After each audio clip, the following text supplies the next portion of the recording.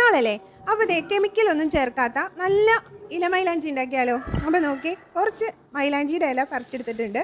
അപ്പോൾ നല്ല തളിരില നോക്കി പറിച്ചെടുക്കാൻ ശ്രമിക്കാം. ഇത് കുറച്ച് മൂത്ത ഇലയാണ് കേട്ടോ. അതിലേക്ക് ഇതേ ഞാൻ കുറച്ച് പഞ്ചസാര ഇടുന്നുണ്ട്. അപ്പോൾ നിങ്ങൾ എന്തോരം ഇല എടുക്കുന്നുണ്ടെന്ന് അനുസരിച്ച് വേണം പഞ്ചസാരയും ഇതുപോലെ ചായപ്പൊടിയും കൂടി ചേർക്കാനായിട്ട്. അപ്പോൾ ഇത് അത്യാവശ്യം ക്വാണ്ടിറ്റി ഉള്ളതുകൊണ്ട് തന്നെ 2 ടീസ്പൂൺ പഞ്ചസാരയും ചായപ്പൊടിയും ചേർത്ത് കൊടുത്തിട്ടുണ്ട്. 2 ടീസ്പൂൺ ചായപ്പൊടിയും ചേർത്തിട്ടുണ്ട്. പിന്നെ നമ്മൾ ഇത് അരച്ചെടുക്കുന്നതെന്ന് വെച്ചാൽ വെള്ളം ചേർത്തിട്ടല്ല, നാരങ്ങയുടെ നീര് ചേർത്തിട്ട് വേണം നമ്മുടെ ഈ ഇല മൊത്തം അരച്ചെടുക്കാൻ. അപ്പോൾ ദേ ഞാൻ ഇത് ഗ്രൈൻഡറിലിട്ട് നന്നായിട്ട് തന്നെ പേസ്റ്റ് ആക്കി എടുത്തിട്ടുണ്ട്. ഇനി നമുക്കിത് കയ്യിലിട്ട് കൊടുത്താൽ മാത്രം മതി. എന്നിട്ട് ഒരു രാത്രി ഫുള്ളിട്ട് വെച്ചാലും മതി, അല്ലെങ്കിൽ 2-3 മണിക്കൂർ കഴിയുമ്പോൾ കഴുകിക്കളയാം. എങ്ങനെയായാലും ഇത് നന്നായിട്ട് ചുമക്കും. നമ്മൾ എല്ലാ വർഷവും എല്ലാ പ്രാവശ്യവും ഇതുപോലെ അരച്ചിടുന്നതാണ്.